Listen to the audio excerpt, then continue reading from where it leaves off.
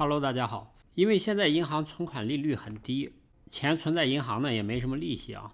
同时呢，贷款利率又是历史最低水平，所以很多人啊想趁这一机会买房，但是呢又担心未来房价会下跌，所以很纠结啊。最近我一直劝大家多看少动啊，事实证明这也是正确的。最近呢，看空加拿大房地产市场的机构啊越来越多了。前面我分享了很多啊，你像银行、分析机构，甚至加拿大住房与贷款公司，他们都不看好未来一年加拿大的房地产市场。今天啊，我们再来分享一个机构的预测吧。很多人可能都知道标准普尔、穆迪、惠誉，这是世界3大信贷评级机构。之前穆迪公司预测加拿大房价将会下跌 8% 到 30%。现在呢，这3大评级机构又有一家预测明年加拿大房价会跌，那就是惠誉国际。他们预测加拿大2021年房价呢将下跌 5%。最近惠誉国际评级表示啊，尽管全球疫情肆虐，但加拿大住房市场呢还是在2020年创下了新纪录。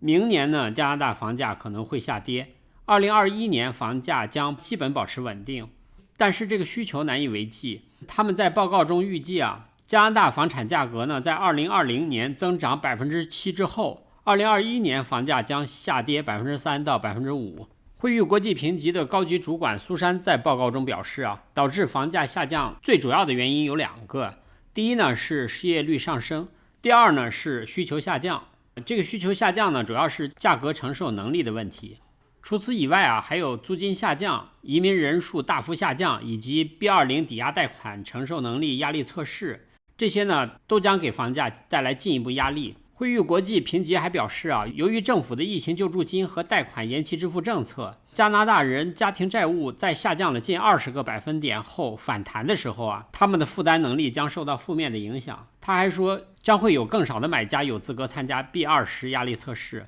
用数据来说话啊，下面加拿大统计局的数据，第3季度家庭债务占可支配收入比例从第2季度的 162.8%上升到 171%。 这一比例呢，意味着加拿大家庭现在每花1块钱就欠1块7毛1。加拿大统计局的数据显示，第3季度家庭储蓄虽然高达568亿元，但是较第2季度的创纪录的901亿元已经下降了近 50%。疫情爆发之后的前8个月啊，联邦政府发放了2400亿加元，这是史无前例的。统计显示呢，至少有40万加拿大国民领取的 CERB 福利高于他们在2019年的月收入。虽然在4月份失业人数开始飙升，但是破产的情况呢正好相反。有个破产经纪人说啊，他们在3月份以来啊，每周大约处理2个破产案件。从政府推出 CERB 救助金之后到现在好几个月的时间啊，总共只处理了2到3个破产案件。一方面 CERB 救助措施啊帮助了很多人，但是呢麻烦呢也即将到来。因为这项计划提高了很多低收入者的收入，同时呢这项福利呢是应该纳税的。这就意味着这些领取 CERB 的人到明年的时候可能会欠加拿大税务局几百甚至数千的税。最麻烦的是有一些不符合 CERB 申请资格而被迫偿还救助金的人，他们的钱呢可能已经花得差不多了，他们明年可能只能用信贷来还款，甚至还有的可能会被采取扣发工资之类的法律行动啊。这就是惠誉国际评级认为明年承受能力会出现问题的原因。惠誉国际评级还认为啊，大城市的租金下降了 10% 到 15%， 因为现在需要支付的房租减少了，所以很多加拿大人买房的欲望大大降低了。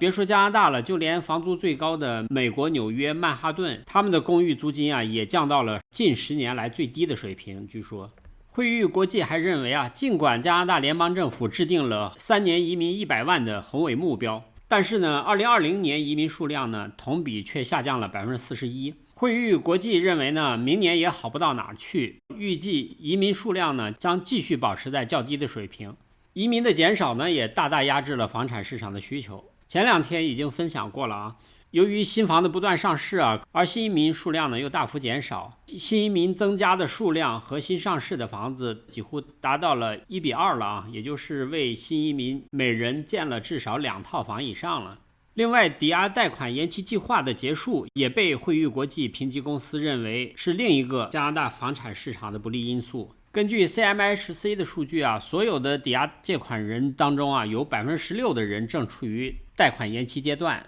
随着6个月的延期结束，借款人必须在明年恢复还款。惠誉国际评级认为，由于失业率上升，拖欠率将上升 0.35% 至 0.5%， 这给借款人呢带来了进一步的压力。像 RBC 和国家银行之类的都说违约率正在上升啊。昨天的视频我分享了这个情况，感兴趣的朋友可以自己翻过去再看一下。虽然惠誉国际认为拖欠率会上升，但是后果呢不会像美国金融危机的时候次贷危机那么严重。他们还预计随着经济的恢复，加拿大房产价格呢将在2022年反弹至2020年的水平。相比加拿大市场，惠誉国际评级呢对美国房地产市场更加看好。他们预计美国房产市场呢将增长 1% 至 3%。他们认为推动美国房地产市场价格上涨的原因呢有3点。第一呢是市场供应不足，第二呢是需求旺盛，第三是抵押利率低。这就是惠誉国际对加拿大房地产市场的预测。